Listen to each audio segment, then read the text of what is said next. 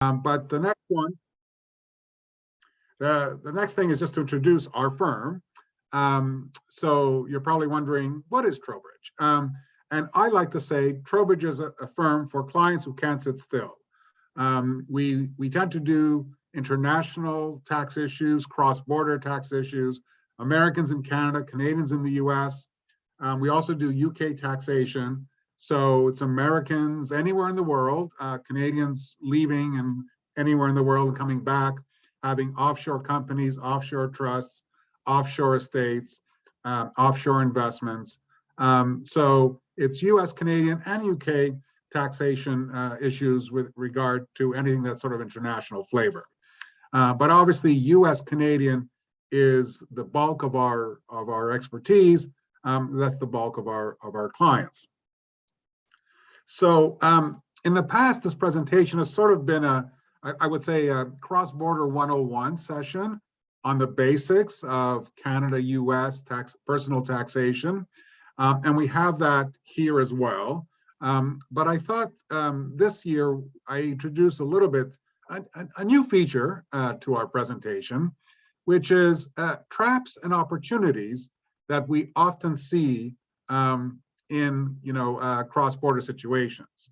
And the rules are fine and good, but there are because obviously the U.S. and Canadian tax rules are extremely differ in many cases. Surprising how two countries who are so close together can have totally different tax rules. There may be traps that people face, not even realizing it when they go from one country to another. And usually the bulk of what we do to advise clients is looking at their situation and seeing what traps can we avoid and what opportunities can we enjoy. So there's a couple of slides on the traps, and the first one is deferred comp.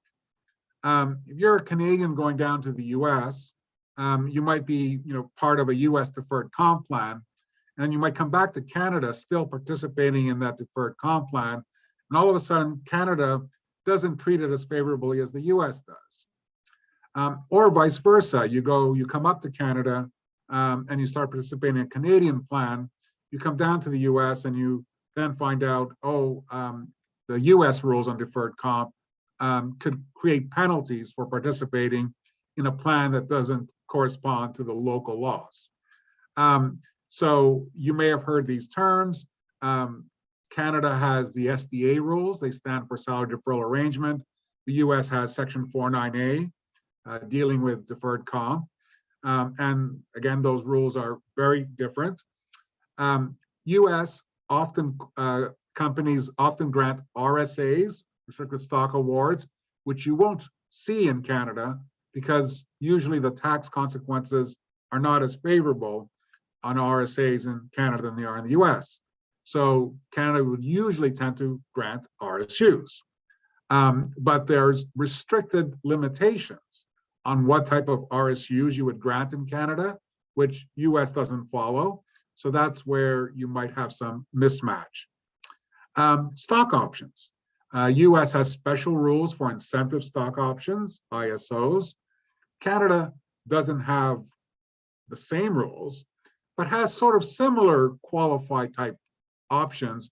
We call them the 110(1)D or the 50% deduction, or 25% in Quebec.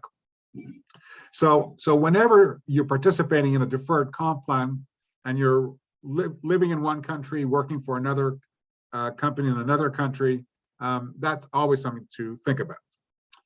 Next thing, Quebec residency. A lot of us, have instilled in us that, if we're, let's say, Americans who come down to work for 7 months a year, 8 months a year, 1 year in Canada, we may not become Canadian residents, but Quebec, and then the reason why we would not become Canadian residents is usually the tax treaty between Canada and the US. Quebec doesn't follow the tax treaty when it comes to residency. So somebody could come to Quebec from the US, spend 6 months here, become a Quebec resident, but not a Canadian resident, while still being a US resident. So there are potential Quebec issues if you're coming to Quebec. So the first question I always ask when somebody's coming to Canada is which province? All the other provinces have pretty much similar rules and they do follow the treaty. Quebec does not. New York residency. It's not immediately obvious who's a New York resident or not. And so same thing, someone comes down to New York for 4, 5, 8 months, 12 months. Are they a New York resident? What if they're a student? Are they a New York resident then? The New York rules for residency are different than the US federal rules. So you can be a US resident without being New York or vice versa. And then sourcing. Sourcing is a big issue. So sourcing involves, let's say you live in New Jersey or Connecticut, and your main place of business is New York. Usually, employment income is taxed where you work. So if you're working in Connecticut or New Jersey will tax you, or Connecticut will tax you, not New York, even if your employer is New York. That's the usual rule. But New York doesn't follow that usual rule. It says, no, you're working for a New York company, we're going to pretend you're working in New York. Whether or not you cross the bridge or the tunnel or swim across shore, we don't care.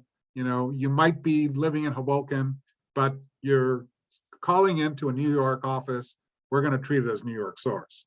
And there's potential conflicts when New Jersey doesn't agree.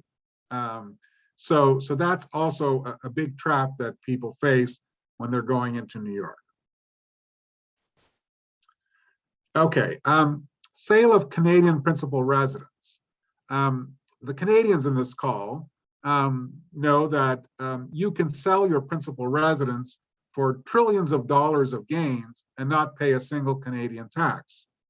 There are some limits to that based on if you're a resident during those years and if you're renting or not during those years. But generally, there's no monetary limit on how much you can shelter from Canadian capital gains tax. That's not true in the US. The US capital gains principal residence limit is either 250,000 or 500,000. So somebody could sell a Canadian property, not pay Canadian tax, but because they're US resident or New York resident for that matter, on the date of sale, all of a sudden they might have to pay US tax on their property. So that could be significant US issue. Also, when they're selling their property, they might have to repay their mortgage, and their mortgage may be in Canadian dollars. Well, the US says, oh, okay, if the Canadian dollar has gone down, so you need less US dollars to repay the mortgage, then you have a gain. Even though it's not an asset, it's a liability, the IRS says you've been benefited by the fact that you have to pay less US dollars to repay your Canadian dollar mortgage. We'll tax you on that gain. So that's an issue. And then if you're returning to Canada with a Roth IRA, that also is a potential trap, which you need to file special elections in year 1 to avoid. But absent those elections, you can fall into a trap, and we'll talk about that in more detail later. US estate tax, and this is a big issue that very few people realize. So, for example, if you're a US person, a US citizen, or US domicile, your exemption from US estate tax is now close to $12 million. It's a little bit more than that. But if you're going down to the US for 5 years from Canada, and you're not a Canadian resident and you're a non-resident of the US, your exemption is only $60,000. So Canadians who don't become US citizens or domiciles, and they're living in the US, could be subject to significant US estate tax on their US real estate, their US stock, their US bonds, their US options. So it is quite a serious issue for temporary Americans. Then also US has some punitive rules when a US person is a beneficiary of a non-US trust. which, it's a complicated issue. We won't go into it, but just so you know, if you are now a US citizen, green card holder, or resident, and you're a beneficiary of a foreign trust, like Canadian trust, and you receive distributions, you might have some punitive rules applied to you in the US because of that. Returning to Canada with a US green card. So a lot of people go down on a work visa, then they get a green card. They've had it for 6, 7, 8, 9 years. They come back to Canada and they either do nothing with it, or they surrender it, or what have you. There are risks involved, which I think we'll be talking about a little bit more later. But giving up a green card voluntarily or involuntarily, because it could be seized at the border without you wanting it to, can be create a big issue. And then finally, if you're a Canadian resident, taxpayer in Canada, and you invest in LLCs, that could be a big issue. So we have a lot of Canadians who have American friends, and they say, in the golf course, where all bright tax ideas come from golf courses, and their friend says, hey, listen, I have this great investment in the US, just put in $100,000 and it'll be great. And they end up investing in LLCs. A US person doesn't really care whether it's an LLC or an LP. It's all the same to them. But Canada does care. And you could end up with 95% taxation, which very few people I found like to pay that. So it's basically not even worth the investment. Okay. Well, it all sounds doom and gloom so far, but there are opportunities. While there's traps because of the different rules can also create scenarios where you end up maybe paying zero tax overall. So for example, if you go down to the US and you invest in the next Amazon, and all of a sudden you have huge gains in your portfolio, and you come back to Canada, but you haven't become a US citizen or green card holder, you could potentially, sell all your shares for zero tax, zero Canadian tax, zero US tax, zero New York tax. Huge opportunity. Canada's beckoning you. Please come and sell your stocks. The sort of similar things is, let's say you return to Canada and you've set up an operating company in the US. You have a business in the US, you set up an operating company, and you come back to Canada with huge gains in your operating company. There are also potential opportunities for getting rid of that company on a tax-free basis.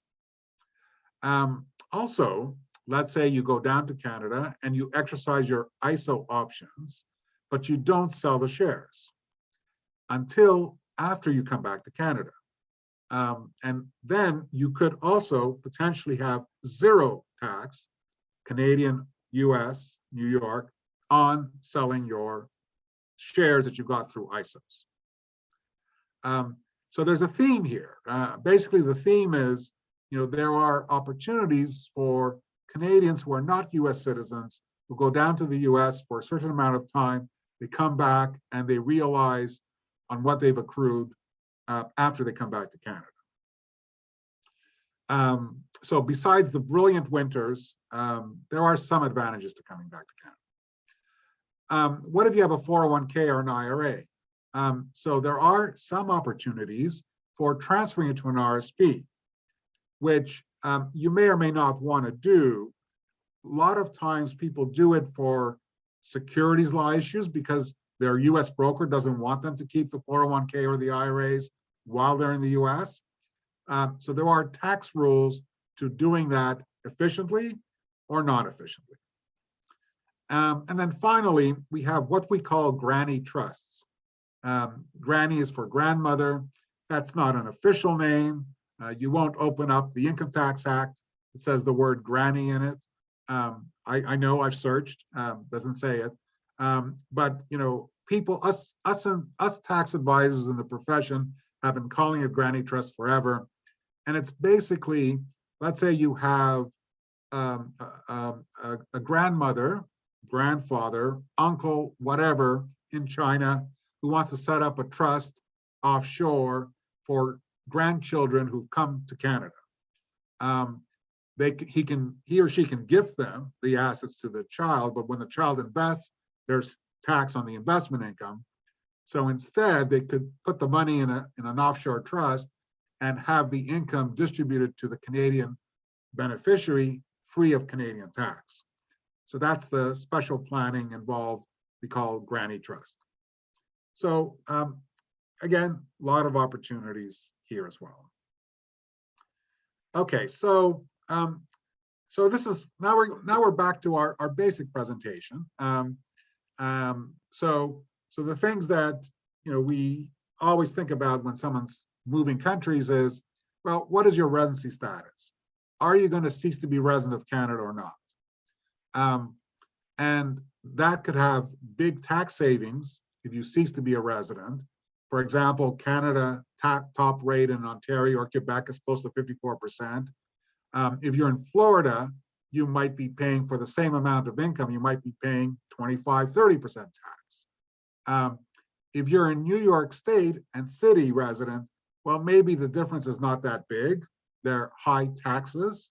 A friend of mine once said that the New York City tax is the cool tax, they call it that, the tax you pay for living in a cool city. Okay, there's benefits to that, but tax rates pretty much approximate Canadian rates for a New York City resident. But if you're in a different state, there could be a significant differential, so you may want to become a non-resident of Canada. Then you have to worry about, well, you have this Canadian residence in downtown Toronto, let's say a condo. Should you sell it? Should you rent it? There are both tax and filing considerations there. There's a departure tax. Canada is not very happy for you to leave. We've liked you here. So we may impose a tax on you for leaving. We call it the departure tax, which may or may not apply to you. Let's say you've also been living in Canada, but not reporting your foreign assets. You inherited some rental properties in Europe or Latin America, and you just didn't think you had to declare it. You talk to a Canadian accountant and they say, oh yes, it should be declared you're a Canadian resident, and now you want to come clean. There are voluntary disclosure programs that could potentially help you avoid penalties on that by, for example, amending prior year returns. And then we talked about the US estate tax risk for investing in US assets. Okay, what is new? There's not that much that is new, to be honest. We're expecting a budget coming soon, but there hasn't been that many big changes. The US, there were proposals for big changes. The last big changes were in 2018 with the Jobs Act. Biden has proposed some changes, but they have not passed. And the same thing in Canada, it's been sort of minor. The major thing is the foreign buyers tax. For many years now, people who are not citizens or residents of Canada, permanent residents, have to pay an extra land transfer tax for investing in certain areas of Canada, like the GTA and BC. Trudeau has proposed to extend that foreign buyers tax to the whole of Canada, but we don't have any details on that. And there's some special COVID rules. They're quite involved, and if anybody has some questions on it, I can entertain at the end. But because people either got stuck in the place they didn't want to get stuck in, or ended up getting stuck in a place they liked being stuck in during 20 and 21 because of COVID travel restrictions. Canada, and to a more limited extent the US, has some relief for people who end up living in a place that they didn't expect to live because of the COVID restrictions. So some special rules there. Okay, So this slide and the next two slides are meant to show how the Canadian tax rates have gone up by quite a bit over the past 7 years. If you left Canada and you thought, boy, am I lucky to have left Canada, the tax rates are so high. Well, wait, they would have been much higher now. They are much higher now. So for example, Alberta went from 39%, which there's very few areas in the US that are just 39% top tax rate, to 48%. BC from 45 to 53, Ontario from 49 to 53. So there's been a significant increase in tax rates, and we expect, because of the deficits, partly due to COVID relief, that there will be a lot even more increase in tax rates. Quebec, for example, increased by 3% over the past few years. Newfoundland by 8%. There's all these people who saw Come From Away, on Broadway, and loved it and moved to Newfoundland, and all of a sudden their taxes increased by 8% after they came. As you probably know, one good thing about Canadian tax is capital gains are only taxed at half the rate that other income is. So Ontario, the top rate is about 27% versus 54% for interest, dividends, employment income, pension income. Dividends, I mean non-Canadian dividends. There are some special rates for Canadian dividends, eligible or non-eligible, but capital gains is really the one big tax break in Canada. Okay, Canadian residency. Sorry. A lot of people ask me the question, well, what does it take for me to become a non-resident of Canada? And except for one easy fact pattern, where you don't have a home in the US, in Canada, and you have a home in the US, in which case you become automatically a non-resident of Canada.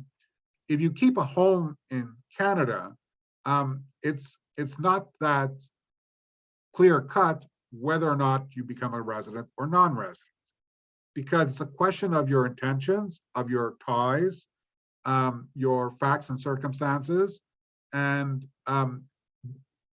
it is a very subjective test.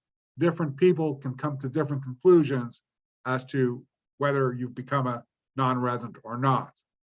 So all a tax advisor could do in that scenario is help you to reduce your Canadian ties as much as possible and increase your US ties as much as possible to help your case in case you get audited by CRA. Now, some people have asked me, well, why don't I fill out an NR73 questionnaire where you submit it to CRA, you list your ties to Canada, you list your ties to the US, you ask them, what do you think? Am I a resident or not? Well, we don't advise you to do it voluntarily because you never know what answer you'll get. It's the old saw about being a criminal lawyer. You never ask a question that you don't know the answer to. Same thing here. Unless CRA asks you to fill out this questionnaire, why voluntarily do it? So we usually just take a position and enhance your facts to bolster that position. The one good thing, and what allows us to bolster a position, is the tax treaty, because the tax treaty overrides Canadian residency rules other than Quebec, and it allows you to still maintain some ties to Canada and still be a non-resident of Canada because you have closer ties to the US. And the treaty basically, and I'm simplifying and paraphrasing, but basically the treaty looks at where do you have closer ties. So you might have still a home in Canada, visit Canada, have bank accounts, credit cards in Canada, and still be potentially a non-resident of Canada if you have closer ties to the US. Some people have asked me about driver's license and Medicare cards. And, there's two ways those are relevant. One is it increases your ties to Canada from a residency perspective. But even apart from that, under the provincial laws, you cannot keep those licenses or Medicare cards if you're not a resident of the province, a tax resident of the province. So for that reason alone, let aside, Canadian tax residency, we advise people to give up their license and cards when they no longer are residents of the province. Okay, so special things when you leave Canada. The main thing is there's a deemed sale of some or most of your assets. There's some exceptions, but there's a deemed sale of your assets when you leave Canada. So if you have accrued gains, that's the departure tax on those accrued gains. There's forms to fill out to leave when you leave Canada. You basically list everything that you have. CRA wants to know what you had, just so they know whether you might be taxed in the future on those assets or taxed now as departure tax. So there are special things that go on a departure tax return that won't go on any other return. Rental property. So you want to keep your property, but you don't want to leave it vacant. You want to rent it out. There are forms to fill out or withholdings to be done if you're renting out a property as a non-resident of Canada. So for example, let's say you rent it out for, $2,000 a month, and you may not have a profit. Because of your expenses, your profit is zero, so your final tax is zero. CRA says, well, I don't know that it's zero. I can't really trust you because you're gone from Canada. You're gallivanting around, in Brooklyn. How can I find you? So CRA says, okay, tenant who's renting from a non-resident of Canada, please withhold 25% of the $2,000 per month. Give it to me. I'll keep it in safekeeping. I won't gamble it away, ostensibly. I'll keep it in my, Canadian tax account. And then the landlord, who's now gallivanting around in Brooklyn, has to come back, file a Canadian tax return, and ask for that 25% back when they do their tax return. So that's the withholding, and that's the 216 tax return, a special return for non-residents reporting Canadian rental income. Now, there are potential ways of getting around the 25% withholding. You can ask for a waiver, that's the NR6, but you have to do that every year. And here comes the plug for Trowbridge, one of many plugs. We do have a non-resident rental division that helps you process your withholdings if you want to go that way, your waivers if you want to go that way, and your tax returns to report rental income, which you have to do either way. So we can assist on that. Then you want to sell your property. And your property is, let's say, even if you haven't rented it out, a property in Montreal. And you're not a resident of Canada, and you're selling a Quebec property, and the purchaser knows all this and ends up withholding close to 37% or 38% of the gross sales price, and remits that to CRA and Revenue Quebec. Even if at the end of the day, you won't have a tax, for example, let's say it's your principal residence. So what you have to do is apply for a waiver, what we call the Section 116 clearance certificate, to avoid that withholding. Now, it is withheld. It's just that a lawyer holds onto it rather than the government or the governments. And of course, you can always trust lawyers much more. So the lawyer holds onto it for 5, 6, 7 months while CRA, and Revenue Quebec finally get to looking at your clearance certificate application and sending out a waiver to you. And then you can get the money back from your lawyer. But there are paperwork to be done if you are a non-resident selling Canadian assets, Canadian real estate. Okay, so I'll skip the slides on voluntary disclosures.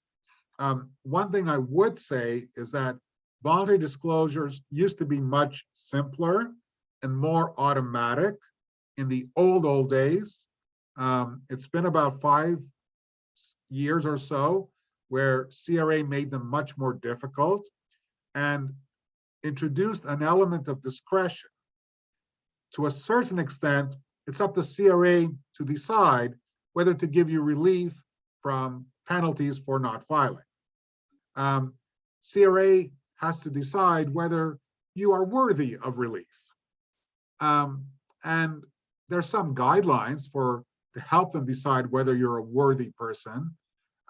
Is it a small dollar amount we're talking about? How many years have you not complied? How sophisticated are you?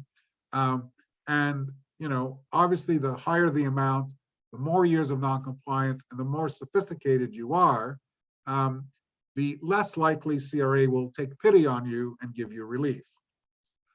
So as opposed to the previous program where everyone, worthy or not, was automatically eligible for relief, provided it was truly voluntarily disclosed. So we used to see more voluntary disclosures in the past because it was a better system. We see less so now. Okay, when you come back to Canada, now you have to tell CRA you've come back. And officially, you're actually not a tax resident of Canada until you file your return for the year of arrival or return, and you indicate on page 1 of the return, yes, I came back on March 23rd, 2022. Until then, until next April, when you file that return, you can leave it open because there's no official notification. You don't have to call up CRA today and say, oh, by the way, I came to Canada. No, you would, you might notify your banks, you might notify other people, you might start getting a driver's license and Medicare card.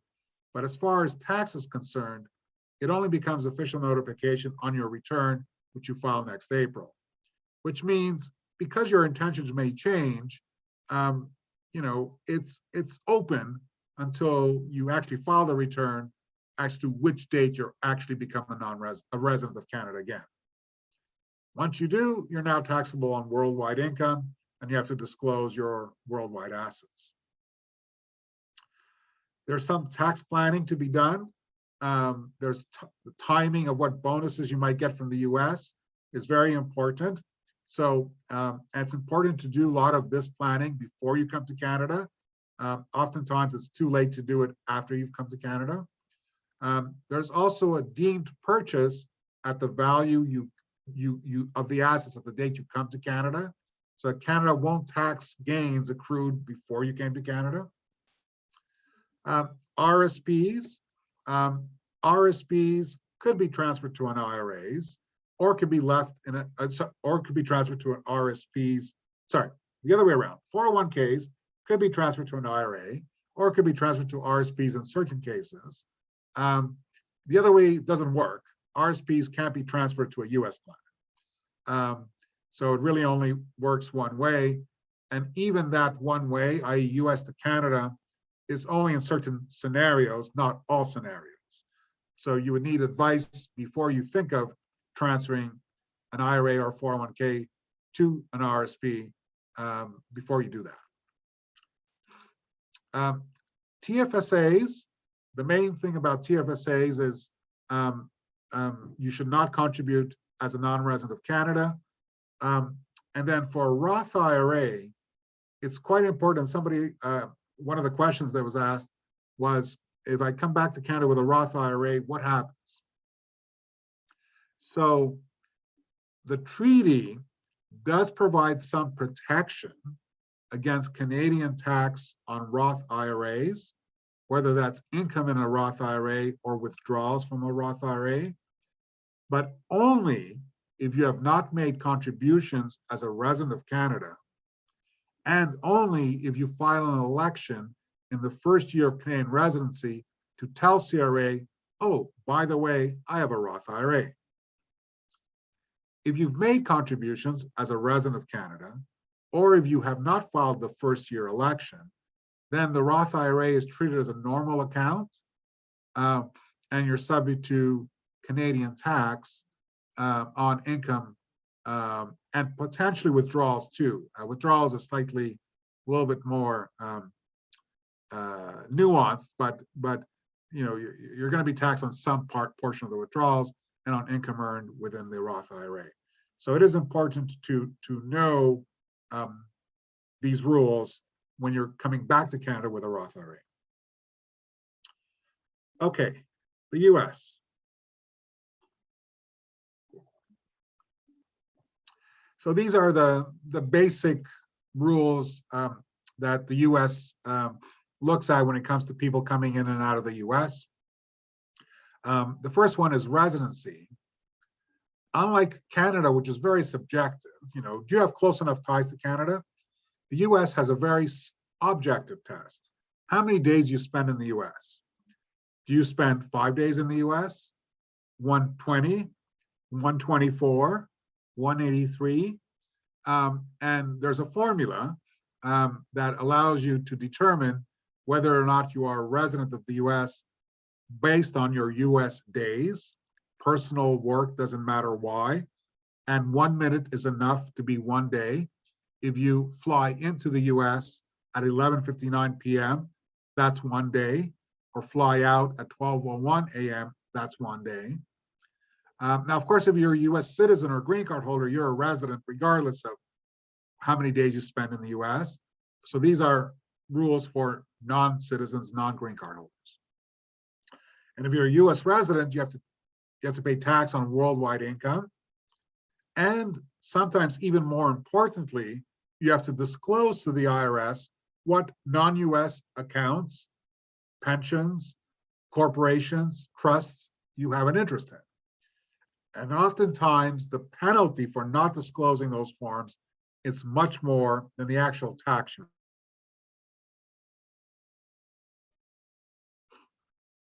All right. Okay, there we go.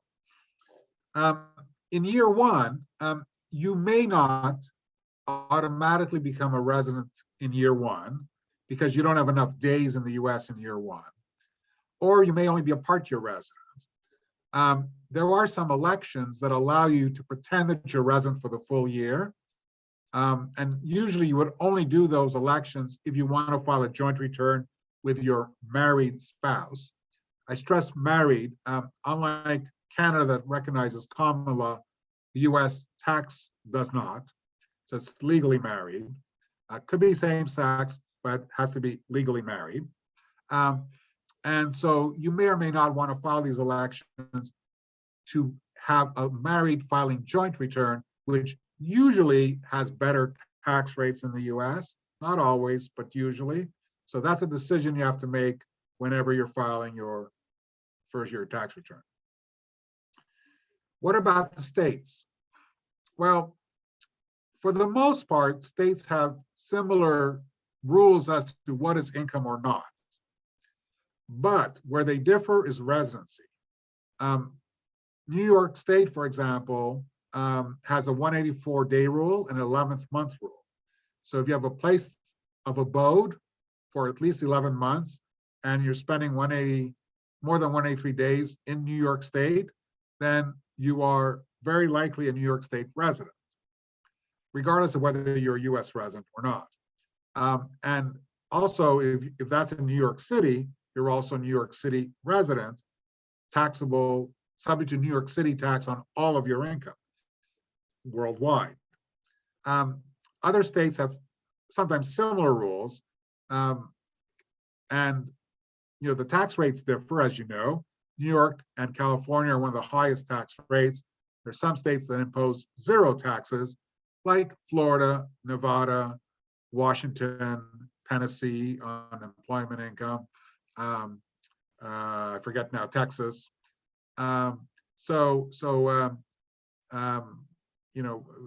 Basically,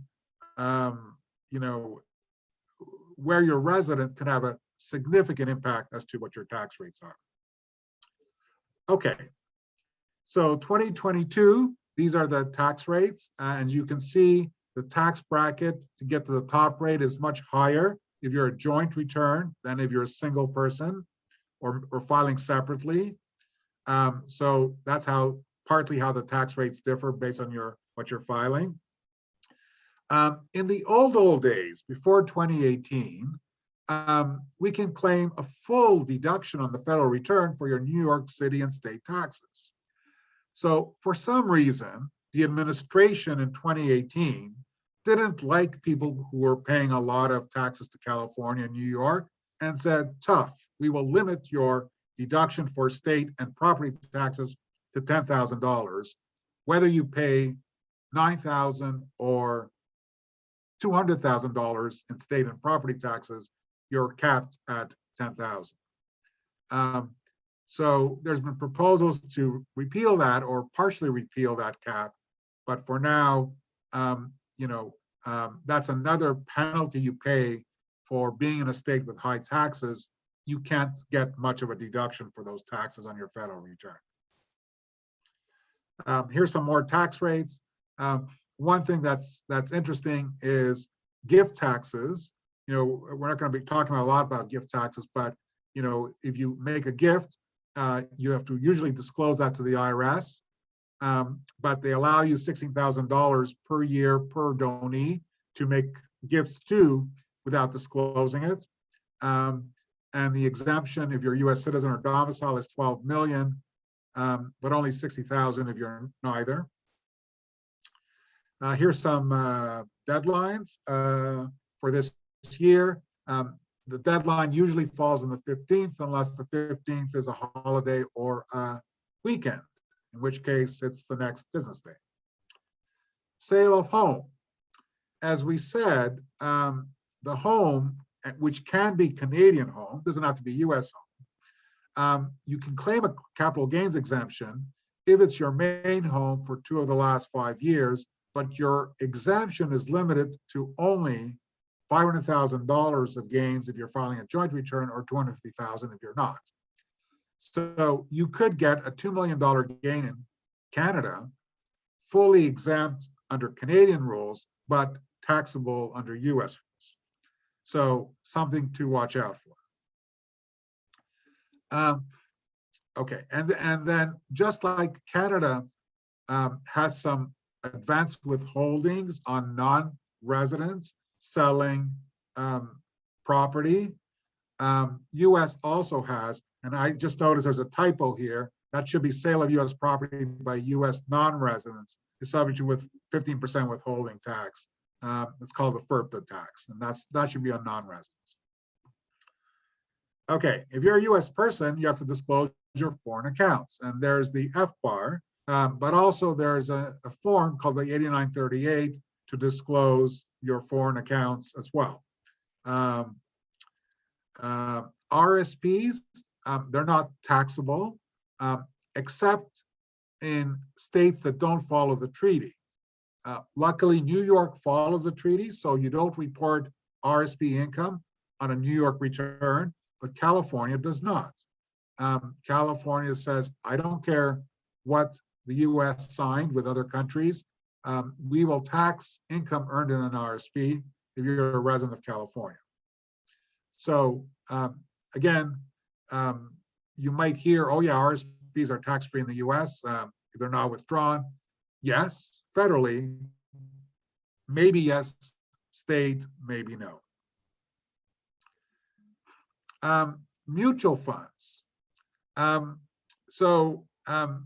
This is a long, complicated topic all of its own, but the big high item headline is that it's dangerous for US citizens or residents to own non-US mutual funds, because the US has these PFIC rules for American taxpayers that own foreign mutual funds, and they can be quite prohibitive.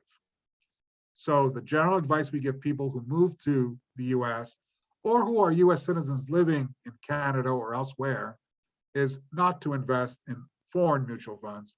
US mutual funds are fine, but foreign mutual funds or ETFs can attract these punitive PFIC rules. Foreign corp reporting. Let's say you, as a US person, have a Canadian corporation which you've kept while you're living in the US. The US wants to know what foreign corporations you control or which ones you've acquired a 10% interest in. So it wants you to file a form to disclose that, and the penalty is $10,000 if you don't disclose it, per corporation per year. Although this is a little bit outside the scope of this, what few people know is that this doesn't only apply if you control it, but also if your relatives control it. So let's say you're a 25-year-old going down to New York for your first job on Wall Street, and your parents have 46 different Canadian corporations, 38 different trusts, all sorts of family businesses. You don't know anything about it. As far as you know, dad and mom, don't have anything to their name. They don't give you anything anyways. So they're probably poor. Little do you know that they have all this wealth stashed in all these Canadian corporations. So the IRS says, oh, okay, relatives have all these foreign corporations. Once you become a US person, so the first year you become a US resident, we want you to report all of those Canadian corporations on separate 5471 forms. And if you don't disclose your 40 corporations that your parents own, we will charge you 40 times $10,000 penalties for not doing that. So when you do talk to your accountants, in the first year you go down to the US, and if you do have relatives, parents, spouses that have foreign, Canadian or otherwise corporations, mention that to your US accountant so that they look to see to what extent you have to file these forms, because often the penalties for this is much, much more than any tax you might have to pay. So big note of caution. Okay, US estate tax. So I've already talked about this, and I emphasize this topic because it's not well known, but it's a huge risk. So the scenario is you're not a resident of Canada anymore, but you haven't become a US citizen or a domicile of the US either. So you're sort of in a limbo situation. You may be an income tax resident of the US, but US estate tax doesn't care about income tax status. It has its own statuses, not income tax.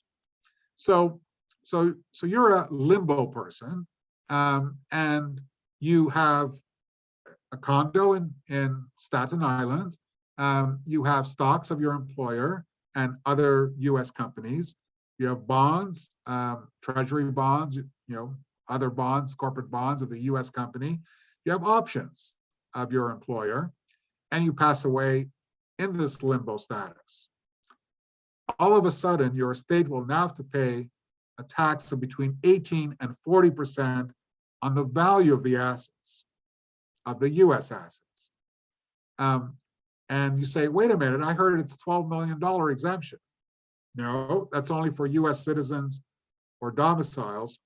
And to a certain extent, also to Canadian residents. The treaty protects them somewhat against US estate tax.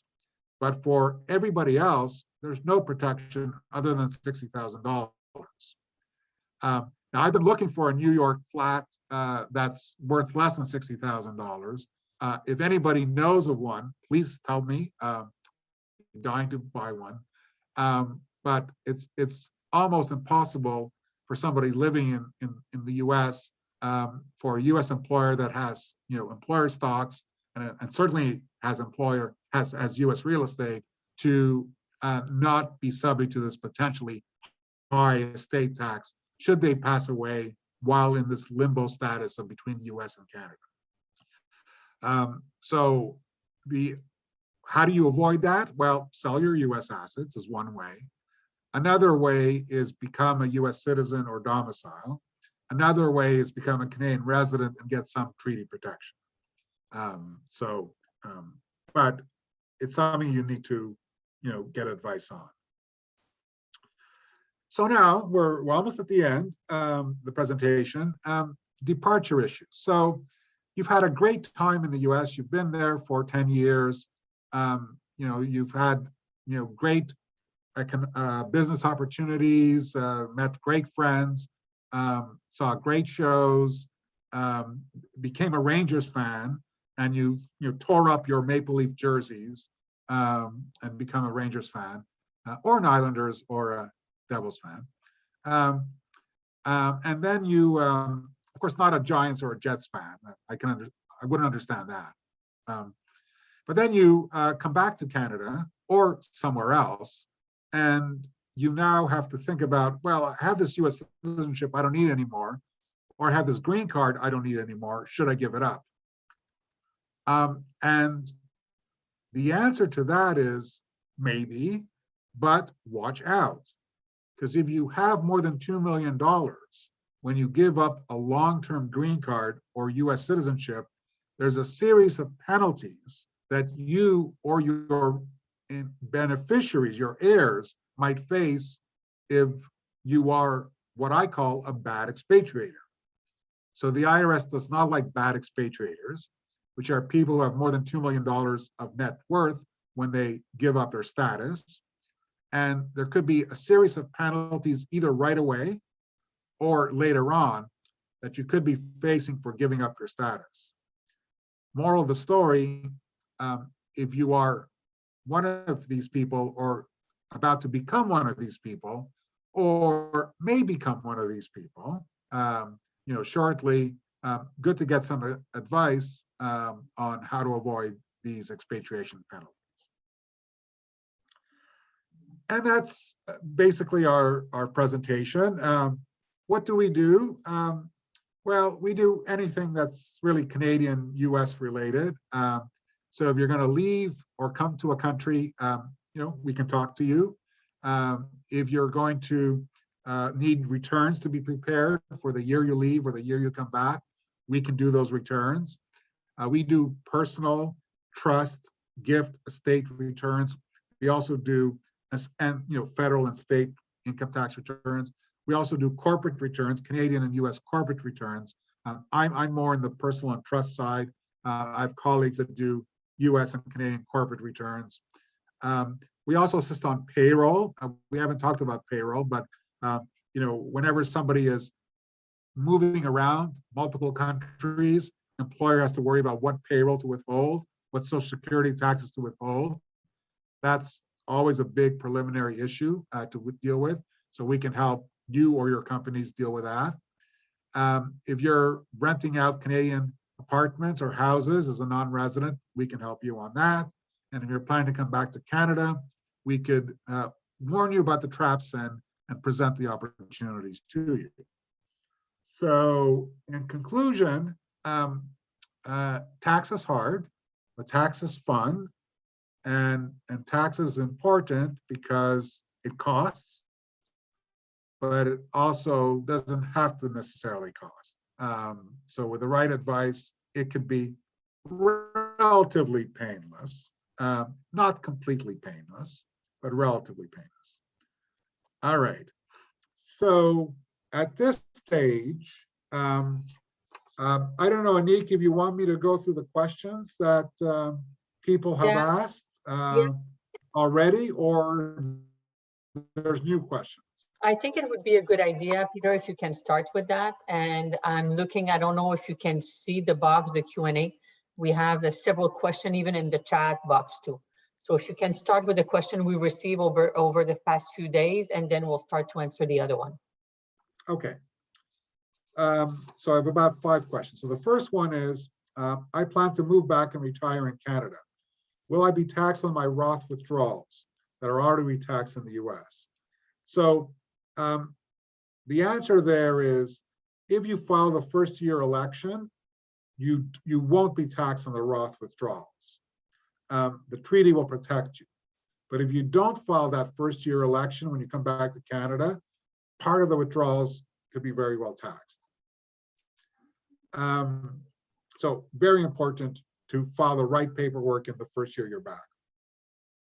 And second part, will my Social Security be taxed? The Canada-US Treaty says the US, if you're a resident of Canada, only Canada will tax your Social Security, not the US. Will my New York State employee pension be taxed? The answer is yes, unless you have basis in the plan.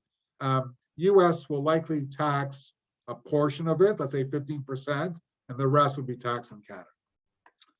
Next question. I plan to move to the US shortly, but my common law spouse will only join me in 3 months. Will Canada consider me a continuing resident for those 3 months while my spouse is still in Canada? So there's no clear answer to that. It really is a subjective question as to, even though you still have a spouse and presumably some home available for your use, whether that's that is enough to make you a Canadian resident, and different people can provide you different answers to that. What you can do if you want to avoid being a Canadian resident, for the next 3 months, is structure your affairs so that you can make an argument why your residency departure date is earlier than your spouse's.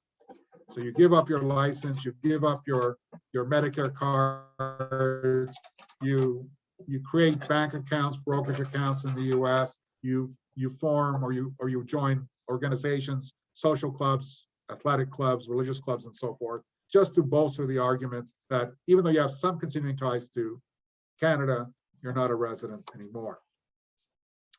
Next question, someone's living in the US working for a Canadian company who has no presence in the US and is being paid by the US company.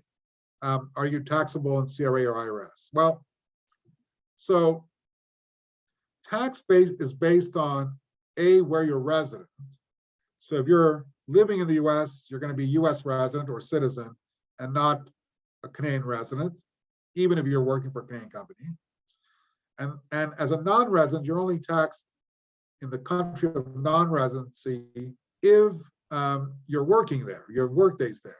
So in this fact pattern, you have 0 work days in Canada, so you're not going to be taxed in Canada, even if you have a Canadian employer.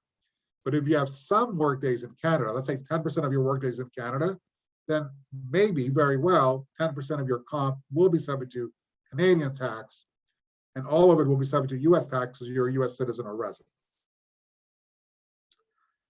Okay, next question. I left Canada years ago, and I live and work in the US, but I still have some T5 slips from this bank. T5 is what a bank should issue a Canadian resident, whereas if it's a non-resident, it should be an NR4 slip. But for some reason, they issue T5 slips to this individual. My bank has told me they can't allow me to have a US address, only a Canadian address. What do I do? So the bank's response is not a tax response. The vast majority of brokers in Canada are not licensed to trade on behalf of people who don't live in Canada, just like the reverse is true. The vast majority of brokers in the US are not licensed to trade on behalf of people who don't live in the US. So for this individual, the Canadian broker says, wait a minute, you don't live in Canada because you don't give me a Canadian address. Sorry, the other way around. If you give me a US address, it means you don't live in Canada, so I can't act on your behalf. So the broker's response is really their issue, not a tax issue, but their issue affects you because they can impose restrictions on your trading. Then the related question is, well, I get this T5 slip, will that impact anything? Well, usually not. Usually there are a lot of former Canadians who still get T5 slips by mistake. And usually CRA leaves it alone in terms of they don't make them residents just because they get T5 slips. But if you're paying Canadian dividends, if you're getting Canadian dividends, sorry, you have to pay Canadian tax on those Canadian dividends. So the T5 slip shows Canadian dividends, you'll have to pay some Canadian tax on that. Okay, next question. My family arrived in August in New York City, and then we left in December 31st. Are we a resident or not? Well, I'm assuming they leave and come back the same year. So residency, if you're not a citizen or green card holder, is based on how many days you spend in the US. And if you are below the 183 day formula, it looks over 3 years, but basically it's a 183 day test, then you're not going to be resident for that year. If you do meet that 183 day test, then you may very well be resident unless you can override it by treaty. And then the final question is a question I love because it's a question that I can spend 10 hours on a consultation on, meaning there's no way I can answer this question in the 3 seconds I have left. Basically, Canadian citizen with a US green card in California, considering moving back to Canada, has everything. 401k, a SEP IRA, non-registered investments, real estate investments, carried interest, so is probably a private equity manager, has some US-based trust, and is wondering whether to keep or not the green card. That is not cross-border tax 101, that's cross-border tax 401. It's a postgraduate level course. There are a lot of issues here. And it'd be malpractice for me to give a pat answer. The one thing I would say is, A, giving up the green card or potentially having it seized by reason of not coming to Canada could trigger serious expatriation taxes in the US. Secondly, if you have all these nuanced, complicated LP interests, they may be structured as LLCs, and Canada doesn't like LLCs. It could have serious double tax consequences if you come back to Canada and you're taxed both in Canada and the US holding US LLCs. So be careful with that. All right, so that was the pre-questions. So let me look at the Q&A here. You have in both, you have the Q&A, Peter, and you have in the chat too. Are you able to see them? Yeah. Okay, very good. Okay. Question number 1. US resident, I sold Canadian real estate in 2021. Do I pay taxes in US and Canada? Yes. Even as a non-resident of Canada, you have Canadian real estate. Well, you have to file in Canada. You may or may not pay taxes depending on whether you have a gain. And if you have a gain, whether you can shelter it under principal residence rules, but there'll be at least a filing. And further, like we said before, it's not only on when we do your taxes for 2021, it's also, you should have done a clearance certificate back then when you sold Canadian real estate. If you were, I'm assuming here you were a non-resident of Canada when you sold the property. So yes, you do have to pay taxes, and you have to at least report the gain in both Canada and the US because you're a US resident. Is my tax a function of income? Roughly, yes. Canadian taxes are based on graduated rates, so the higher the income, the higher the tax rate. In the US, there are certain flat taxes on gains in the US, but whether it's a 15% flat tax or 20% depends on your income, so it does affect. Okay, some years ago, I heard at a similar CANY session, and of course, if we did it, it must have been right, that there was a 7-year rule about people with green cards. Yeah, so if you recall, I said there's expatriation consequences if you give up a green card that you've held for a long period of time. And long period of time is somebody who's held it for at least 8 years. So basically, in your 8th year, if you give it up, you become a bad expatriator if you have more than $2 million. But if you give it up in the 7th year, you can have trillions of dollars of assets. It doesn't matter. You're a good expatriator. So that's what the 7-year rule is how long have you kept the green card before you give it up or have it seized? Am I able to defer tax payments to later years when I'm in a lower tax bracket? Well, that's, I mean, I would need more details. You can't generally defer tax. You can potentially defer income so that it gets included in income in a future year. And like 401ks are basically deferral of income to a future year when you're retired and presumably in a lower tax bracket.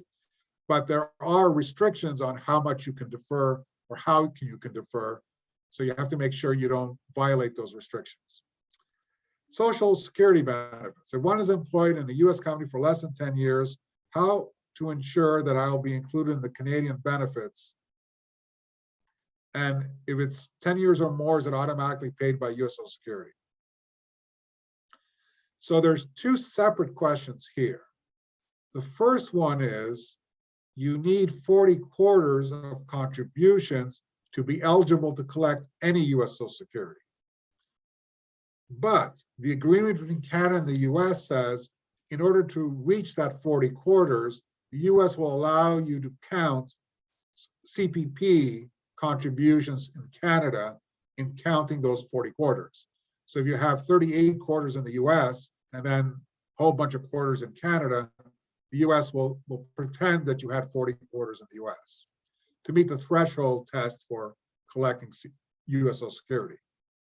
But the amount of US Social Security you collect depends only on your US contributions, not your Canadian contributions.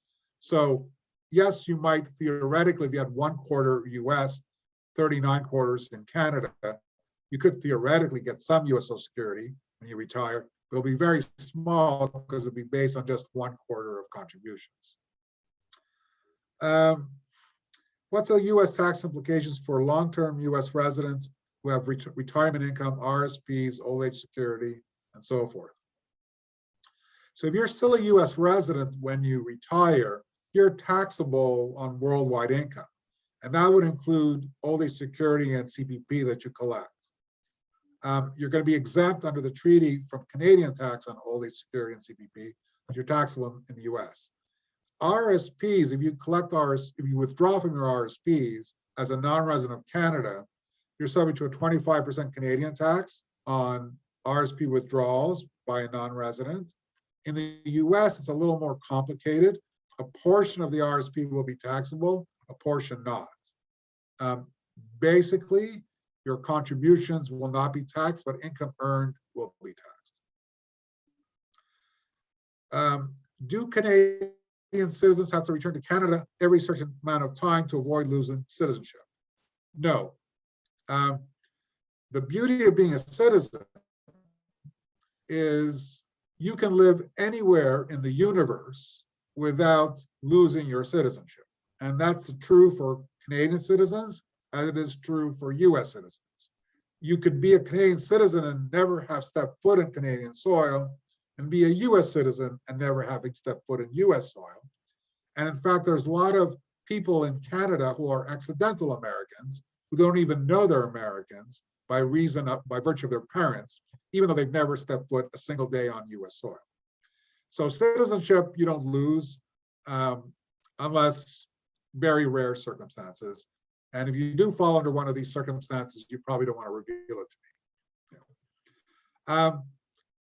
me. So you don't have to return every time. Now, if you're a Canadian resident coming back and forth, that could determine whether you're a Canadian resident or not. And Canadian residency is different than citizenship. And in the US, if you're a green card holder, coming back and forth could determine your risk of having your green card seized at the border. Because as a green card holder, you should be living in the US. Okay, next question.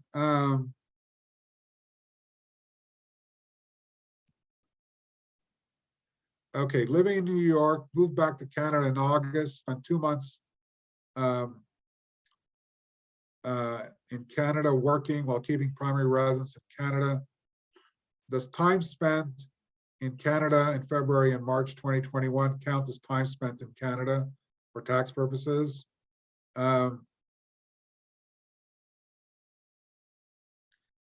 So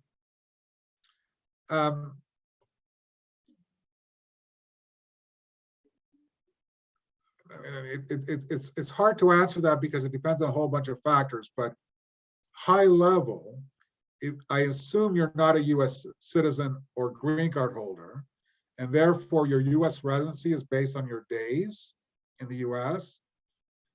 If that's the case, the more days you spend outside the US, the bigger the chance you might not satisfy the US presence test. But just spending 2 months outside the US is not going to be enough to get you out of US residency. Also, New York has a 183-day test, but spending 2 months outside of New York is not going to be enough to get you out of New York residency. And Canada is more subjective, but spending 2 months in Canada, it's highly unlikely you'll be a Canadian resident just because of those 2 months in Canada. So now there may be a separate question of residency as if you earn wages while you're in Canada. Is that taxable in Canada? And that's a more complicated question. Oh, the tax rule in which someone is a New York resident. Okay, so the tests for being New York City resident and New York State resident are the same, but your New York City resident is if you satisfy those tests in New York City, i.e. the 5 boroughs. And if you're outside of the 5 boroughs, then you might be a New York State resident without being a New York City resident. So the tests for New York residency are either you're domiciled in the state, i.e. you're living there with the intention of retiring there forever, or you have a place to stay in New York for at least 11 months, and you happen to spend 183 days or more in New York State or city during the calendar year. So if you move to New York in August, you might not become a New York State resident that year, but you would the following year when you would have spent 183 days in New York State/city until you move out. So it does depend on age. You have a place to stay, what they call a permanent place of abode, and how many days you actually spend in the state. So RSP income is not taxable in the US or just until no withdrawals. New Jersey resident here. I believe New Jersey is one of the states that doesn't follow the treaty together with California. So I believe if you're a New Jersey resident, you'd have to report income earned within your RSP on your New Jersey return, even though it's not reportable on a US federal return. I'm not 100% sure, but I think that's the case. Can you comment on early withdrawal of an RSP by non-residents? So if you're a non-resident of Canada, any withdrawal taxable at 25% non-resident tax, which they should withhold by the bank. In the US, again, it's a more complicated thing. Basically, whatever contributions you put in before you move to the US, you can take out tax-free in the US, but any income earned within the RSP while you're in the US eventually will be taxable when you take it out. Departure return in Canada. Does one have to file a T1135 or 1161 if there's no assets to dispose or no foreign holdings? Well, the T1135 reports foreign holdings at any time in the year. So if you had in January foreign holdings, but you got rid of them before you left Canada, it doesn't matter that you didn't have any when you left Canada. It matters that in the year you had foreign holdings. The T1161 looks at the date of departure. Let's say March 23rd. It says, what assets did you have on March 23rd? And if they exceed $25,000, you have to disclose those assets on March 23rd. What are the tax issues with being a landlord in Canada while living in the US? What about selling Canadian rental property? Well, we sort of discussed that, so it's pretty much in the presentation. There's Canadian issues because Canada will still tax you on Canadian real estate rental or sales. And there's withholding issues in Canada. And there's disclosure and waivers to consider. The US, if you're a US resident and a New York resident, they'll tax you on worldwide income.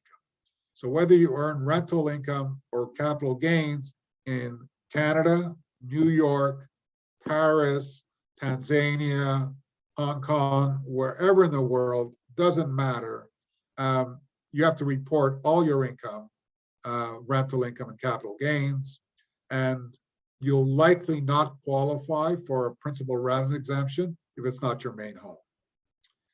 Okay, I'm a dual citizen who spends a lot of time in Canada. You run an S Corp. Does the entire amount I take out of my S Corp count for Canadian taxes? So the first question is, are you a Canadian tax resident? Because being a citizen doesn't have any impact on tax residency in Canada. So it's whether you're a Canadian tax resident and is the time you spend in Canada enough to, and the ties you have to Canada compared to what you have in the US, enough to make you a Canadian resident. If not, then you're not taxable on anything other than Canadian wages. And the money you take out of your S Corp, part of it is going to be wages. Part of it is just going to be distributions. And the wage part may be taxable in Canada, just as if you were working for, Merrill Lynch in New York and you had a lot of Canadian work days, you might be subject to Canadian tax on those Canadian work days, even though you're working for a US company. So you have to look at your residency status and what type of income you have, whether it's wages or dividends or things like that. You have a family cottage in Quebec as US residents. Are there any estate considerations in leaving it to dual citizen children? Or should I transfer it first?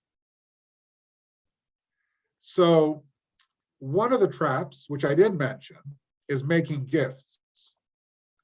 Canada loves people who make gifts. The US hates people who make gifts. By which I mean, let's say you bought this cottage for $100,000 and it's worth $1 million. And you gift it to somebody. Now if they're Canadian residents, their cost base is $1 million. So their cost base in Canada is the value of the property when they receive the gift. The US doesn't have that. The US says their cost base is your cost base, $100,000. So they get a very low cost base when they were to later sell it. Whereas if they get it to you at death, their cost base is your value at death. So from their future capital gains perspective, if they are US taxpayers, they're better off receiving inheritances than gifts.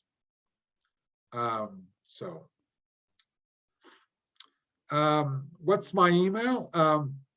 So my email, and you can probably find it in the presentation, I think, but it's basically peter.magudas@trowbridge.ca, but it should be in the presentation. So is that double withholding, 25% CRA and income in the US? I presume this refers to an RSP withdrawal as a non-resident of Canada. Not necessarily double tax, because US will give you a credit for the Canadian tax. So in most cases, there's no double tax because one country will give you a credit for taxes paid to the other. There's some scenarios where that's not true and there is double tax, but in most cases there is. Is a locked retirement account reportable or taxable in Canada or the US? Well, whether it's locked or not is not really relevant for tax. And an account in a third country, I mean, that's a complicated issue. first of all, you have to ask whether you're resident in Canada or the US, or both, could be both. Secondly, assuming you're resident, both Canada and the US have complicated rules as to how foreign pensions are taxed. And that'll take a while to explain. So something is reportable, but exactly how it's reportable depends on a lot of factors. Should I roll the RSP to a RIF to reduce the withholding to 15%? Does the IRS treat withdrawals from either the same way? The answer to the second question is yes. The IRS doesn't distinguish between RSPs and RIFs. Should I reduce the RSP to a RIF to reduce the withholding to 15? What that refers to is, under the treaty, if a non-resident of Canada receives a Canadian pension and it's periodic, then the Canadian tax rate is only 15%, not 25% under the treaty. So this question asks is, well, if I take it out of my RSP, it's a 25% Canadian tax, but if I put into a RIF, the amount that is required to be withdrawn from the RIF will only be 15%. Yes, but I presume you're also a US citizen or resident. You have to pay US tax on RIF or RSP or RIF withdrawals. So it may not make a difference, but there may be scenarios where it does make a difference. On the other hand, with a RIF, you're forced to withdraw a certain amount of funds, which are not in RSP. So you're sort of prepaying tax. And when you turn 71, I think you're forced to withdraw you're forced to convert from an RSP to a RIF. Okay, another question. Grand merci pour cette opportunité. En question, after repatriating back to Canada, after being a green card holder, can I still hold a 401k with a green card after you give up your green card? Yes, even a non-resident can hold a 401k. You have to look at whether there's expatriation penalties for giving up the green card, but leaving that aside, you can hold on to a green card as a Canadian non-US. Long-term dual citizen, just retiring. Okay, I think we addressed this question. Social Security benefits. Okay, we addressed this question. What are the tax ramifications of a Canadian wife and US husband on a New York City apartment bought in the husband's name upon death or either of the spouses?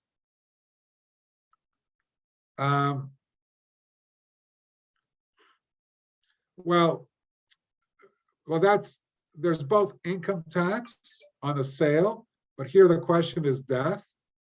And for the US citizen husband, he would be subject to US estate tax potentially on worldwide assets, regardless of where it's earned. For the Canadian wife, she's only subject to US estate tax on US assets, like a New York City apartment.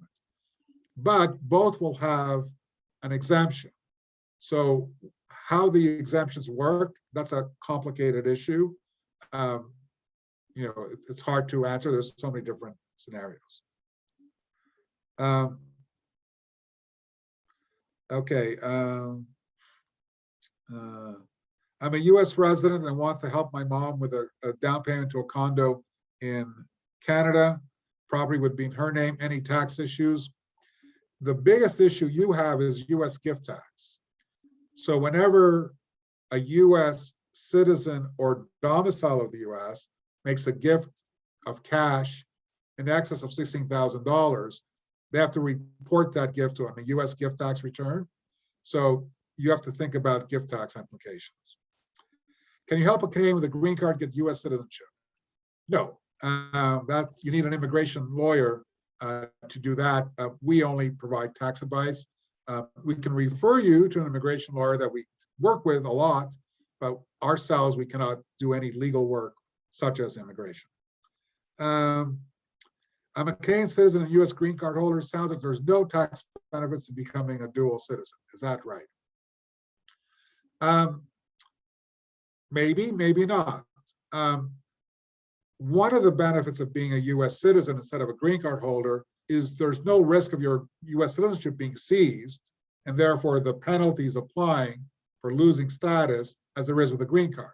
So some people become a citizen to avoid that green card risk. Other than that, usually there's no big difference between citizen, U.S. citizen, green card, but okay. So you have to keep on renewing green card. So you have to keep renewing your green card. If you haven't in years, is there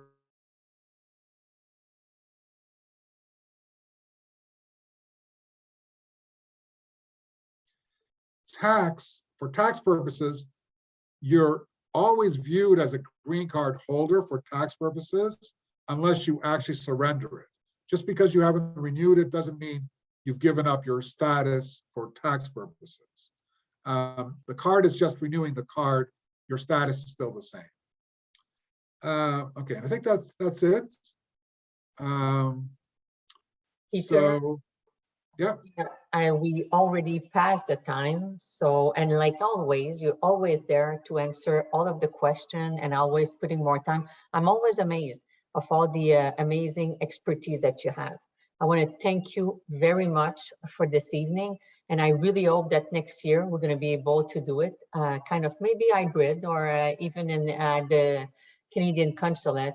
And again, thank you very, very much for that time. So if anybody have question and want to connect with Peter, please advise us. You can go on the website. We registered, it's recorded tonight, and we can send your information. We can send all the information from Peter to you directly. So to all the CANY member, I'm wishing you a very nice rest of the evening. Hope to see you soon in person. And Peter, again, thank you very much. Okay, thanks, Anik. Thanks, everybody.